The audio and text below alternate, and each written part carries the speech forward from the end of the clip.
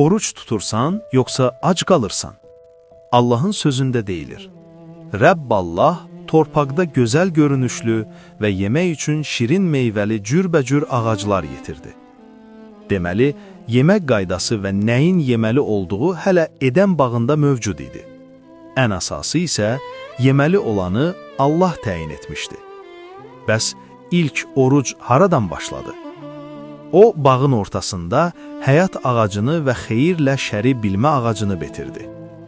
Rəbb Allah insana əmr edib dedi, bağdakı bütün ağacların bəhrəsindən istədiyin vaxt yeyə bilərsən.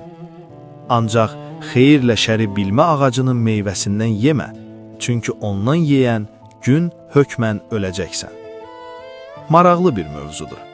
Oruc haradan gəldi, mənası nədir deyəndə bu ayəni xatırlamamaq mümkün deyil. Oruc sözünə fərqli dillərdə baxaq. Fars dilində rüzə sözü gün və gündəlik mənalarını verir. Qədim türk dilində azaq sözü rüzə ilə eyni mənada işlədilib.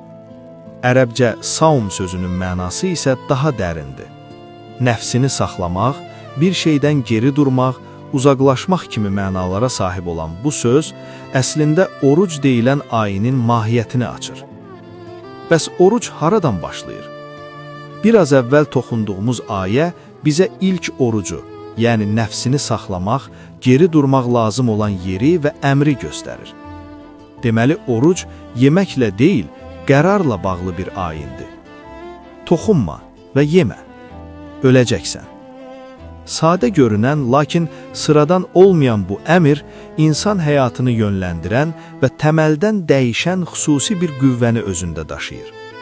Oruc sözünə ərəb, fars və türk dilləri ilə yanaşı, qədim İbrani dilində də baxsaq, həmin dildə oruc anlayışını ifadə edən bir neçə sözə rast gəlirik. Çom, ağzı bağlamaq və ya yeməkdən çəkinmək deməkdir. Tanit, nəfsi sıxmaq, özünü alçaltmaq və təvazökarlıq göstərmək mənasını verir. Yom Kipur, hərfi mənada nəfsi alçaltmaq və ya nəfsi tərbiyə etmək deməkdir. Bu isə orucun sadəcə pəhriz deyil, mənəvi təmizlənmə prosesi olduğunu vurğulayır. Bu sözlərin hamısı nəfsi incitmək deyil, nəfsi idarə etmək, qadağan olunandan uzaq durmaq mənasını daşıyır. Deməli, oruc özünü məhrum etməklə deyil, təvazökarlıqla əlaqəlidir. Canımın istədiyini deyil, Rəbbin istədiyini etməklə bağlıdır. Yazılıb, nəfsini saxlaya bilməyən insan dağılmış, hasarsız şəhərə bənziyir. Allahın əmrini pozan insan nəfsinə hakim ola bilməyən insandır. Belə insan sərhədləri dağılmış şəhər kimidir. Adəm və Həvva o sərhədi keçdilər və qadağan olunmuş yerə, həmin ağacın yanına gəldilər. Yemək isə artıq verilmiş qərarın icrası idi. Nəfsə hakimlik, Rəbbə xidmət üçün verilən qərardır. Oruc isə yeməklə deyil, Rəbblə olmaq qərarıdır.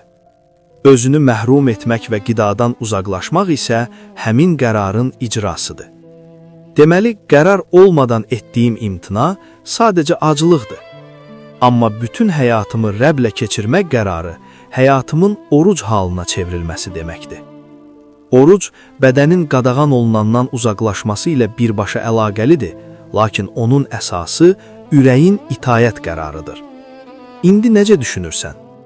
Sən oruc tutursan, yoxsa sadəcə ac qalaraq canına əziyyət verirsən?